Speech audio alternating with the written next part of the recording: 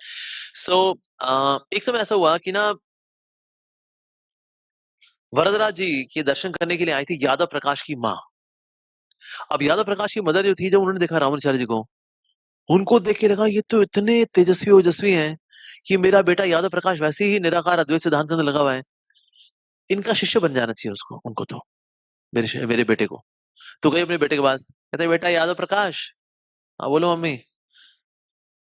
कहता बेटा तेरे को ना रामानुजाचार्य का ना शिष्य बन जाना चाहिए।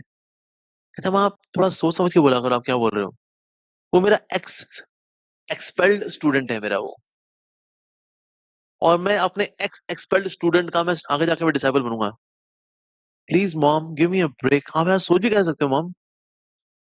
माँ ने बोला देख ले, लेकिन तो ये तो ना बड़ा रूखा सूखा सा, तू तेरी बातें रूखी सूखी, तेरा स्वभाव रूखा सूखा। अगर तेरे को रस का अनुभव करना है तो को रामानुजाचार्य जी के शरण में जाना चाहिए तेरे को। तो माँ प्लीज, हाथ धोती है, मतलब कुछ भी कुछ भी। और कहा कि ना उसके बाद यादव प्रकाश वहां से चला गया। अब यादव प्रकाश ने जहां जहां भी जाने पर, हालांकि even though when he was explaining ना, he became even more restless. उनका मन ना बहुत बेचैन हो गया। अब इतना मन मेरा बेचैन क्यों रहता है इतना ज्यादा। बताते बताते जो है बीच में चुप हो जाया करते थे। शिष्य बोलते थे गुरुदेव आगे बताइए। हैं हाँ, फिर कुछ बताएंगे, फिर उसका फिर चुप हो जाएंगे, कहीं और खो जाएंगे। तो मन ना बड़ा बेचैन सा था। रात को सोते थे, नींद नहीं आ रही होती थी, बगल में देखते थे माँ सो रही है, खराटे मार रही है, वो तो सो रही है, तो नींद भी नहीं आ रही है। क्या ऐसा क्यों है भला, मेरे को भाई ये बेचैनी क्यों है।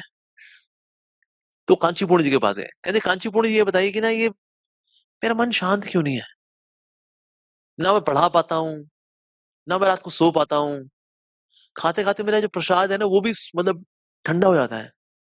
ये बेचैनी क्यों है। उन्होंने कहा कल आना तुम, कल मैं तुमको बताऊंगा कि ऐसा क्यों है। ठीक है। और रात को गए सोने के लिए, रात को स्वप्न में स्वयं वरदराज जी आए। वरदराज जी बोले महामूर्ख यादव प्रकाश, एक ही स्थान पे, जिस स्थान पे तू रह रहा है वहां पर इतने बड़े आचार्य रहे, मेरा शुद्ध भक्त रह रहा है, फिर भी तो उनकी शरण में नहीं जा रहा। तो उनकी शरण में जाएगा तभी तेरे मन को शांति मिलेगी। उठ के बैठ गया वो। अच्छा ये क्या भाई। मुझे लगा शायद ये माँ ने इतना बोल दिया ना, बार बार उसी का सपना बन करके आ गया है, ये भगवान ने थोड़ी बोला होगा। मैं कहा वो रामानुज में बच्चा है वो, और मैं 80 साल का हो चुका हूं, मैं 80 साल का व्यक्ति, वो 25-26 साल के जवान लड़के से मैं दीक्षा लूंगा मैं उससे। बिल्कुल भी नहीं। ईगो होती है ना भाई, ऐसी ईगो में ना व्यक्ति कुछ सोच ही नहीं पाता, वो ईगो ईगो ही उसको सोचवा रही होती है जो गलत सलत, ऐसे ही होता है। तो इसलिए फिर वो नेक्स्ट डे कांचीपूर्ण जी के पास है। कांचीपूर्ण जी ने जो बखान करना शुरू किया अपने शिष्य का, कहते हैं रामानुजाचार्य, ये स्वयं भगवान ने बोला था कि आगे जाके लीनियज में एक व्यक्ति आएगा जो कि अपने ऊपर जितने गुरुजन हैं उनको भी कृतार्थ करेगा, और वो रामानुजाचार्य। तो हम हालांकि उसे गुरु हैं, शैलपूर्ण महापूर्ण हम सब उनके गुरु हैं हालांकि, लेकिन वहां से हम सबको भी वो आनंद देने के लिए आया है वो, तो वो है रामानुजाचार्य। उसके बाद फिर रामानुजाचार्य का गुणगान करना शुरू किया, उनकी काइंडनेस के बारे में, उनकी दया के बारे में, उनकी करुणा के बारे में, उनके ज्ञान के बारे में, उनकी शुद्ध भक्ति के बारे में। जब गुणगान किया तो हृदय इनका भी पिघल गया। कहते हैं, रात को भगवान ने भी आके बोला है, अगर इन कांचीपूर्ण जी ने तो क्या गुणगान कर दिया रामानुजाचार्य जी का। Heart really melted. लेकिन फिर भी एक बार देखूं, मैं जाऊंगा, मैं कैसे छोड़ूंगा ये अद्वैतवाद, ये निराकारवाद मुझे इतना प्यारा है। हालांकि मेरा हृदय बहुत शुष्क बन गया उससे, लेकिन ये शुष्कपंथी मेरे को बहुत पसंद है, लेकिन मैं कैसे छोड़ूंगा इसको। चलो मैं एक बार जाके ना बातचीत करता हूँ उनसे। तो उनसे बातचीत करने के लिए गए।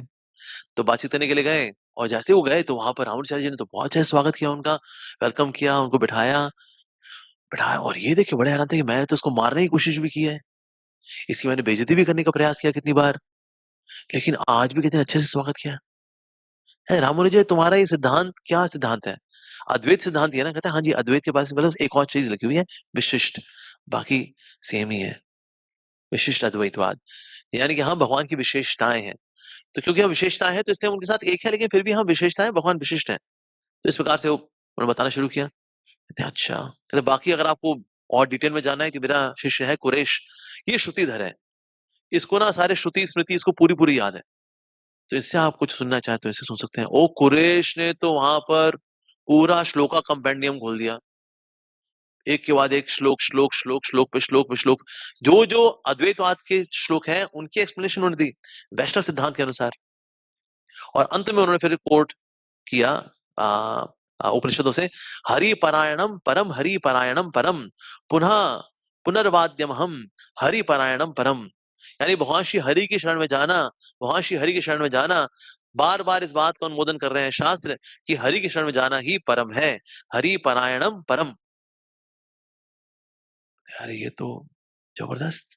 Now his heart was completely melted, कि अगर किसी व्यक्ति ने सारे शास्त्र वेद उपनिषद इत्यादि सब पढ़े हुए हैं लेकिन वो हरि परायणम परम अगर नहीं हो रहा, तो ये परम तो उसने प्राप्त ही नहीं किया। In this way he was completely convinced and finally he took initiation और उनका नाम रावणाचार्य जी ने दिया गोविंदाचार्य। तो ये हुआ गुरु शिष्य का शिष्य बना। और फिर उन्होंने बोला देखिए आप you are such a scholar, तो इससे आपको कुछ ना कुछ वैष्णव समाज के लिए कुछ करना चाहिए, तो इसलिए आपको कोई ग्रंथ लिखना चाहिए। तो उन्होंने फिर एक ग्रंथ लिखा Govindacharya, who was earlier Yadav Prakash, Yati Dharma Samuchchaya. यानी कि मठ में रहने वाले जो ब्रह्मचारी भक्त हैं, सन्यासी हैं, उनको उनका क्या कंडक्ट होना चाहिए, उनका व्यवहार वाला कैसा होना चाहिए, तो उन्होंने ये लिखा। And at that time he was 80 years old, क्योंकि उम्र उनकी काफी हो चुकी थी। तो ये सेवा पूरी करने के बाद फिर उन्होंने शरीर छोड़ा and then he went back home, back to godhead.